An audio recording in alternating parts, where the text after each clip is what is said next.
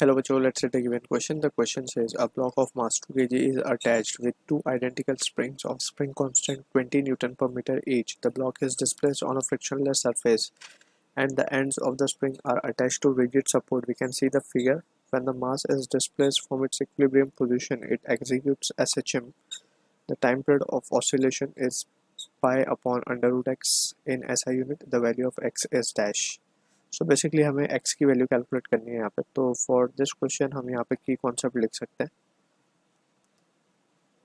Time period of SHM,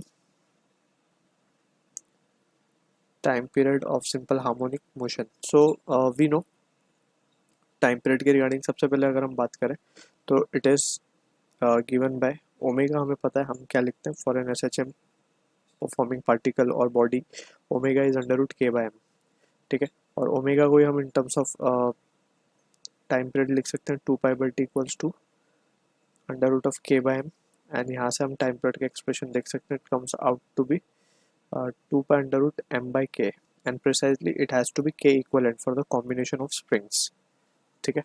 या फिर ये बेसिकली जो k है यहाँ पे, ठीक, this k is nothing but it is the constant of SHM. Right. ये अलग अलग केस में वैल्यू अलग अलग हो सकती है इसकी. ठीक है. जैसे यहाँ पे हम जो केस देखेंगे for this particular question it will be the spring constant. ठीक है ना. तो यहाँ पे अगर हम बात करें इस सिचुएशन की तो हमें के इक्वलेंट पहले निकालना होगा.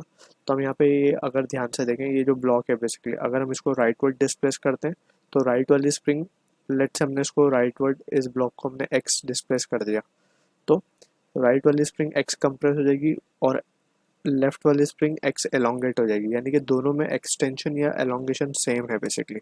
ठीक है. सो इन दैट सिचुएशन हम बोल सकते हैं ये जो दोनों स्प्रिंग है 1 and 2 both are connected in parallel. So parallel में के इक्वलेंट हम लिख सकते हैं it will be just simply k1 + k2. ठीक है. एंड यहाँ पे अगर हम देखें तो दोनों स्प्रिंग सेम बोली गई है तो अगर हम मान लें इसको k के बराबर है तो it will be just 2k. ठीक है. एंड के इक्वलेंट अब हमें मिल चुका है, मास हमारे पास है तो we can directly write therefore time period will be equals to 2π√m upon 2k.